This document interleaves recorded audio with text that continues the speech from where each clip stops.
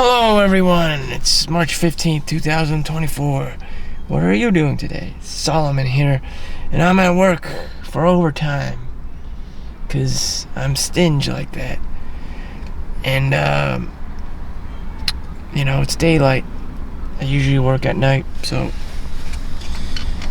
what we have here today is I went to Starbucks, had a $30 gift card, gotta spend it. I purchased a dark black coffee with no sugar, no milk, just because I'm working in the x-ray department today, so that's semi-manual labor. I have to work with patients and computers and the x-ray equipment, so that's at least 3 things, and in between that, move people around. So I can't be playing around with cheap nutrition.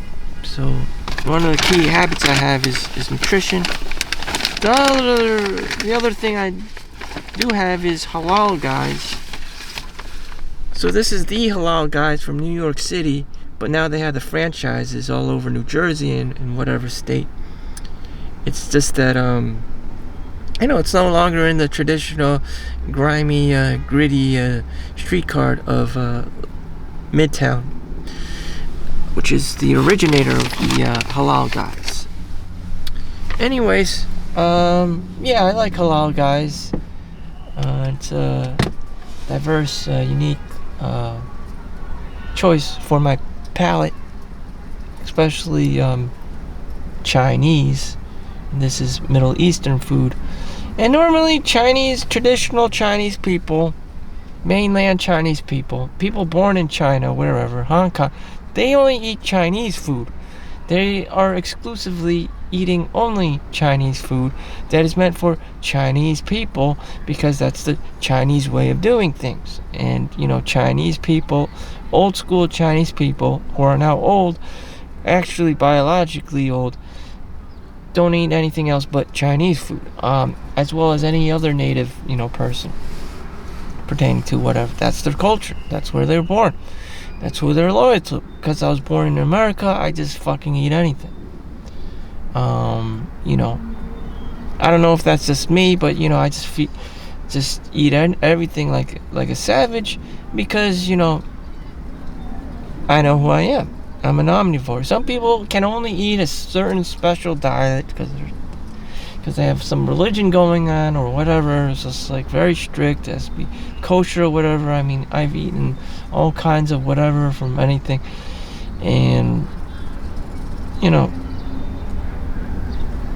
I can do that. I don't get food poisoning. I don't get sick. I don't get diarrhea. It's just like, I'm just monstrous. A lot of white people and stuff have like special diets. A lot of like Muslims and Islamic people or whatever, they all have like special diets. And when I saw this, I was just like, the fuck? You'd rather starve to death than not eat meat or something? Apparently, so there are people like that. And then, when you practice nutrition, people like bodybuilders or whoever have very strict diets of protein and fewer carbs, or 5 or 7 micro meals a day for their macros and micros, and proteins and carbohydrates and fiber, and all these different sources of minerals and vitamins, magnesium, zinc, and whatever you need to build the body and regulate the blood and get the blood flowing, and testosterone levels, and a whole new different science. Except I'm not a professional bodybuilder, nor do I even have a chance to, nor do I really want to, considering how painful it would be for me to be like the first Asian bodybuilder in America. It's just like, what the fuck? Hell no. It's just like, I don't want to take that blow.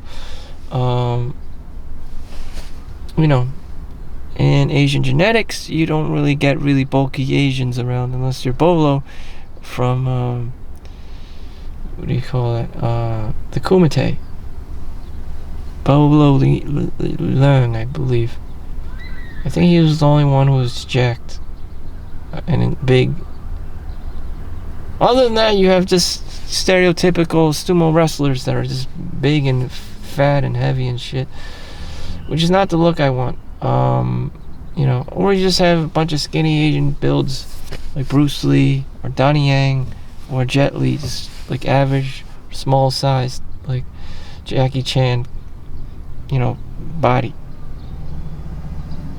Like a Van Damme or something. Or even a Sylvester Stallone. Just not super jacked, not super scrawny, just somewhere in between. Borderline scrawny. Anyways, back to my spiel. I'm here at work. It's obvious to me that I'll just probably just work for the next at least 5 years in my chosen career field, and just try to wing it. Just get my overtime, and get my payout, and that's it. Do my dinky exercises, and that's it. Like, it's like Amish mode for me, for the next monk mode for me for the next 5 years.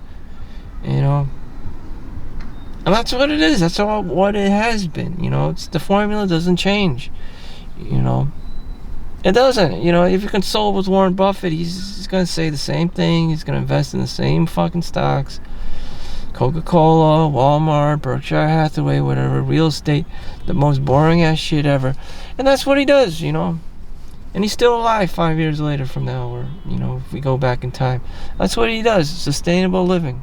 The most successful businesses in the world is always about sustainable business models.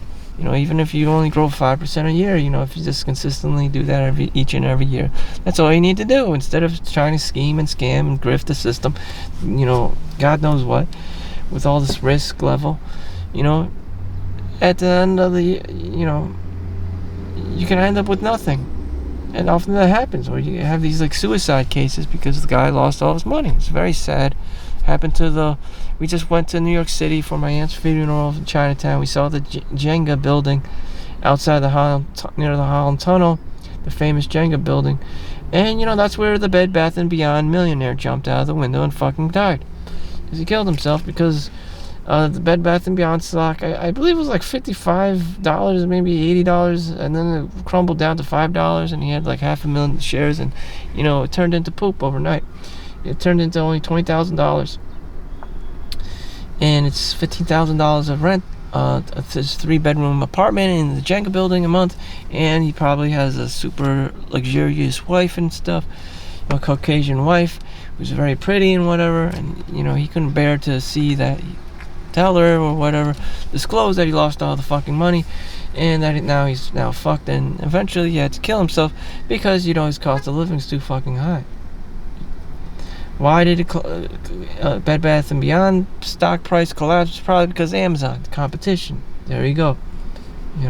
Amazon has all the, sewer staples and, bathroom and kitchen products and sleepwear and bed sheets and beds and stuff. It's just like everything you can get off of Amazon. Just online delivery.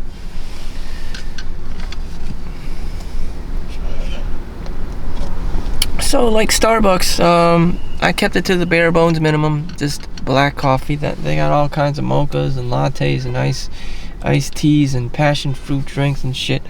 And I'm just like, I know how this works now. I know how the matrix works. If you drink your black coffee, whatever, you'll have energy to work through the night and to burn through the midnight oil and shit, and wake your altar up and just get your overtime hours and bounce. That's what I wanted. I didn't want the extra added sugar. Didn't want the sluggishness. I didn't want the high ups and downs. An imbalance of dopamine. A sugar crash. A serial sugar crash or whatever. And the Halal Guys, I just had a free gift card thing going on.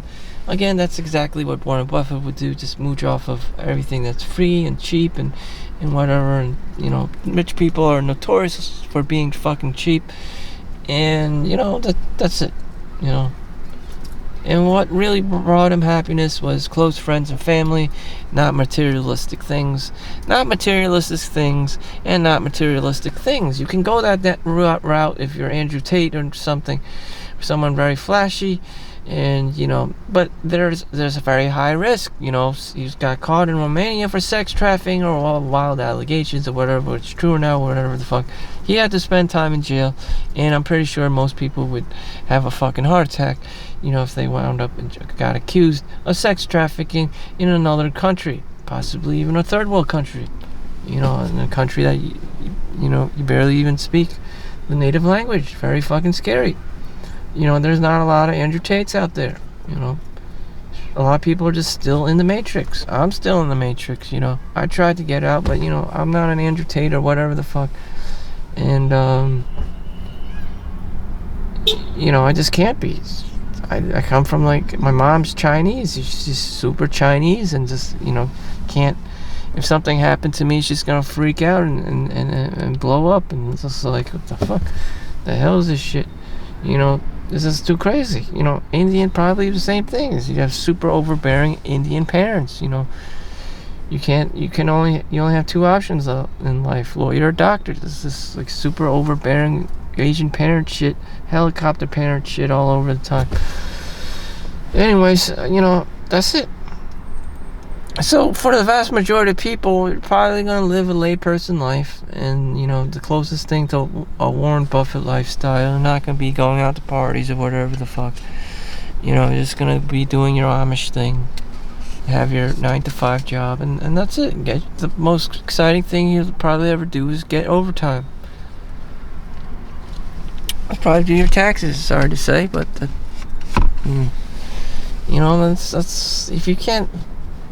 if you can't even master that, then you're fucked. All the partying you do, all the video games and the porn you do, you'll just default back into your original system. Working at Walmart, it's shit. There's no ifs, ands, or buts. That's going to be your thing. If you don't become an engineer, if you don't become a lawyer, if you don't become a doctor or whoever, an entrepreneur, it's just your default is work at some, shitty S&P 500 company as the cashier or whatever, and that's it. And that's what we see in modern day society, or McDonald's or whatever, or Target, and that's what happens to people. I don't understand what else, other narrative you could be following. If you're some kind of like game changer or outlier, great, but most people aren't, are not a Michael Phelps or a Michael Jackson or a Michael Jordan, and that's a shame, but yeah, how many Asian people have I seen in the names written in the graveyards? Like, shit tons.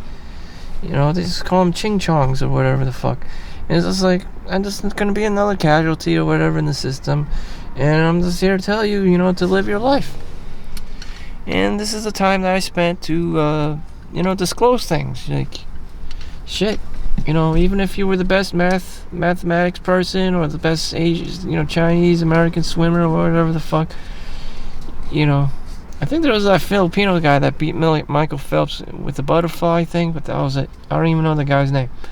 But yeah, he's only known to me as the Filipino guy.